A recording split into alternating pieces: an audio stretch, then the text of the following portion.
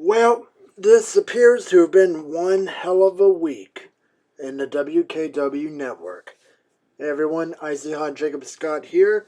Let's get started right away with Kyle Noble doing Kyle Noble things to be a Kyle Noble bitch. So, he's keep going on about how he had the title coming to him, he always deserved it, never wanted to lose it, never even fully lost it to begin with. So Triple H of all people comes out and says, hey, you know what, Noble, stop your bitching. You want to stop? Fine. How about this? You and I will be in a match at the main event of the kickoff show of Instant Warfare, Hell in a Cell. If you win, you'll be added to the match between Eric Black or Keno Kabashi taking on Cyrus in the main event of the pay-per-view itself. But if you lose, shut the fuck up. And, I don't know. I feel like Noble's going to win that match, and unless something happens in the ensuing triple threat, I think we're going to have yet another title reign under Kyle Noble. Oh my god, why do I even have to bother doing this sometimes? Okay, let's get on to some actual matches. It started off with Akira Tozawa going up against Grim Wolf and Jay Porter. And, wow, from what I saw, Grim Wolf was able to control the entire match. I mean, what even helped was that Tozawa and Porter were fighting amongst themselves for a bit, which meant that good old Grim Wolf was able to get a little distraction going.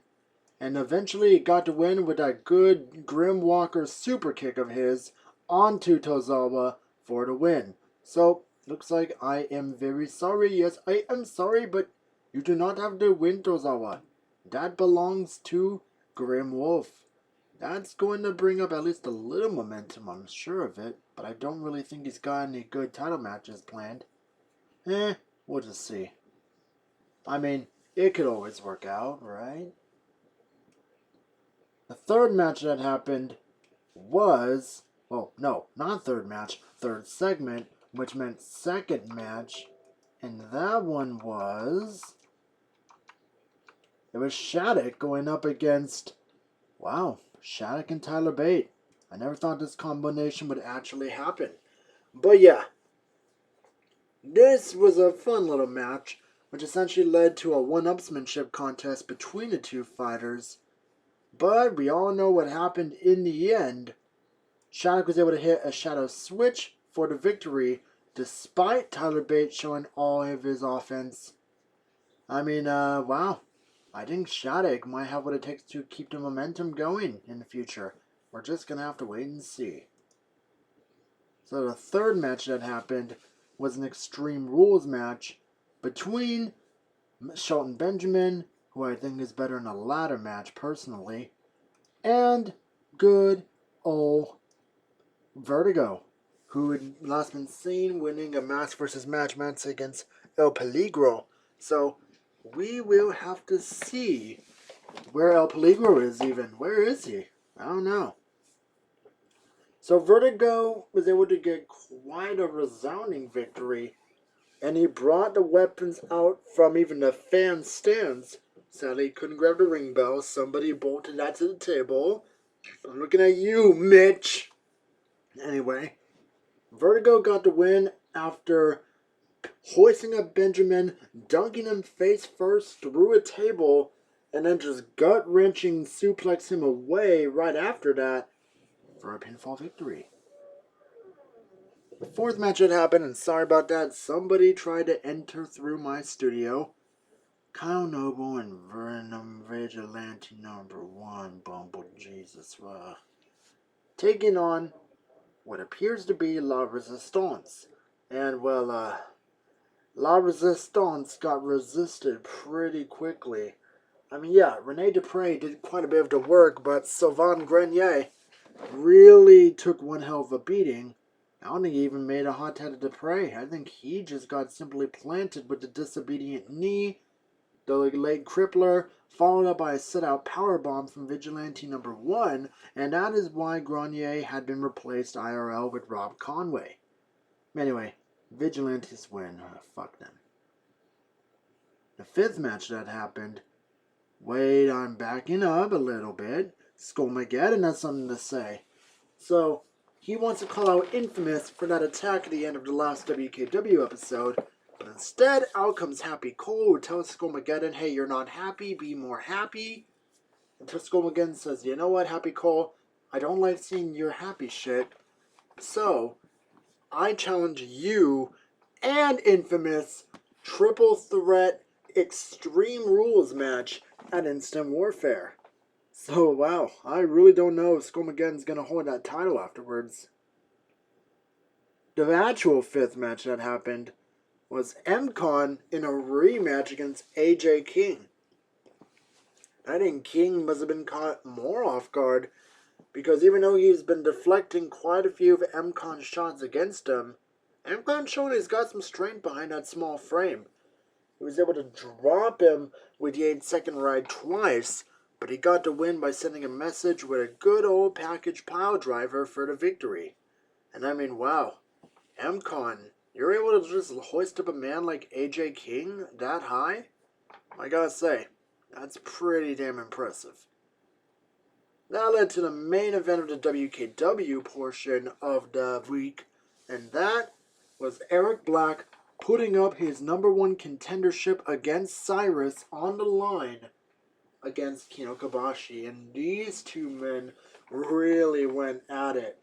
With Kabashi pulling out all the stops, he pulled out the knee for the week, and I think he even did a successful superplex right to the outside.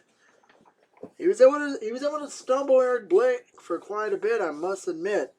But it was all not for Keno, as a more devastating version of the Tower of Destruction. This one dumping Keno right on his fucking neck got Eric Black to win, which means Eric Black is still gonna face Cyrus at Instant Warfare. The only question that remains is, will it be a triple threat if Kyle Noble beats Triple H in a preview show? Now, before I continue on to the WDW portion, I'm afraid I've got some pretty sad news. I received word just a day ago that Tony Nese has been released from both WKW, or WDW I should say, and WWE. So, on behalf of both shows, I wish Tony Nese the best in his future endeavors. It sucks, but I guess I got tired of counting his abs. So now let's go on to WDW, shall we? Our first match is a known rivalry match. You know it pretty well. It is Chris Bay taking on good old Gavin Watkins. And you know what? This was actually a pretty good match. Not just pretty good, very, very fucking good match. And I mean, I thought it was going to be a very quick one, but it appears that is not the case. It was going to be a quick one, but Gavin Watkins was able to prove that he will not be denied.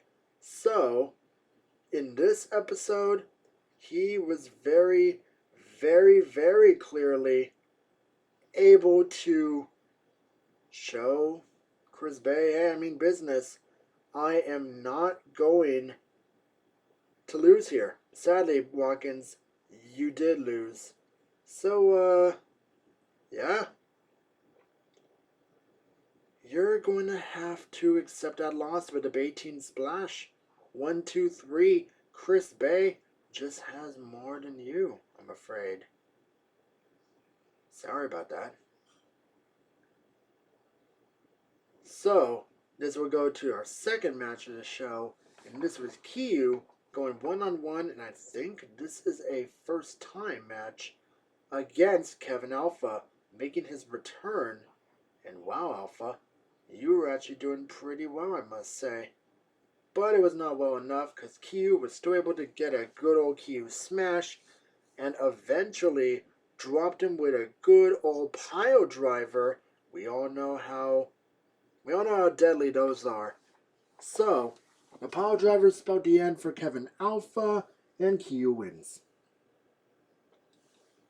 So right afterwards, Bullo Reynolds comes out and he admits to the crowd like, hey, ever since I lost the title to Brett Myers, I've kept you all out of the dark. I've been a real asshole about it.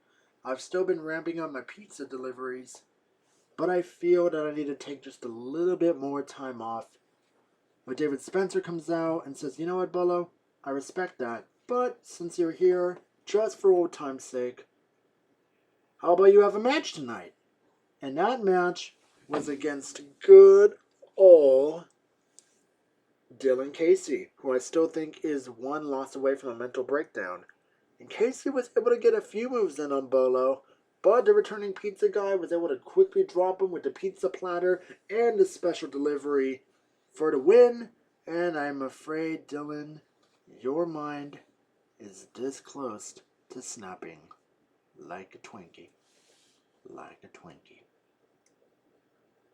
So, that led to our fourth match of the night, a non-title match between Gabriel Pierce and Kai Cassidy, the winner of the WDW Wolf Chamber. Now, Gabriel Pierce was able to counter several of Cassidy's moves and even drop him with a critical error at one point, but I think where he screwed up was several times he tried to go for a springboard forearm smash, completely gave up early and wrecked his own elbow, which led for Cassidy to land a stunner onto Pierce, and then landing a little swanton bomb onto Gabriel Pierce for the 1, the 2, and the 3. Which means whoever is next in line between the title holder, Gabriel Pierce, or should he lose against The Voice, Kai Cassidy is officially next in line, and I believe this one will be for after Wolfmania. Let's wait and see. Let's head to our fifth match, and honestly, you know what? I'm done trying to talk about these two teams having a match because it always seems to be the same thing every single week. The Wild Soldiers against the Vigilantes in another non-title match, even though we obviously know the Vigilantes are going to beat them for the titles at Instant Warfare. So I'm just going to keep this one very short, very sweet. Momoa got choked out for a second time by a standing sleeper hold, standing triangle choke by number 2. There, I said it. So let's get on to a match that actually kind of matters more. We've seen this one on repeat several times as well. That one being Tiger versus Billy Huggins, the hobo. Now, Huggins suffered a loss to Percy Lopez last week, so he's going to need to find some more momentum before he faces Kai Cassidy of Wolfmania. And luckily, I think he found it here. See, Tiger was able to hit his Tiger Roll kick, and he was able to successfully, he wasn't able to successfully go for that finishing Tiger driver because, that got countered. And then a little repeat of what happened the last time they faced off. Tiger was going to go for that standing Shiranui of his, but Huggins caught him and dropped him with a front slam. But to send a message to Cassidy, he chose not to end it there. He dropped him with the hobo kick for the 1, 2, 3. Huggins, hobo get momentum. Hobo. And that led to our main event of the week, another non-title match between Sean Martin and Percy Lopez. And this means if Percy wins, he gets a shot at Sean Martin's Wolfpack title. Now, Lopez was able to show Martin that he means business, but he was not able to get a resounding victory like he did against Huggins. I mean, yeah, he was able to still regain his composure after being dropped with a beautiful makeover, but all it took to put Lopez down was one beautiful kick for the beautiful win, and a beautiful man with a beautiful title gets beautiful momentum for a beautiful title reign. That might not be so beautiful. I don't know. We're going to have to see what happens. But they beautifully shook hands, so beautiful Percy Lopez is now a beautiful face. So, I guess that's just a face change for Lopez. Let's see what happens. But we're going to have to see that on next week because I've run out of stuff to cover on for this week's recap. So, This is Icy Hot Jacob Scott saying, feel the fire, fear the cold, and most importantly, have a good night.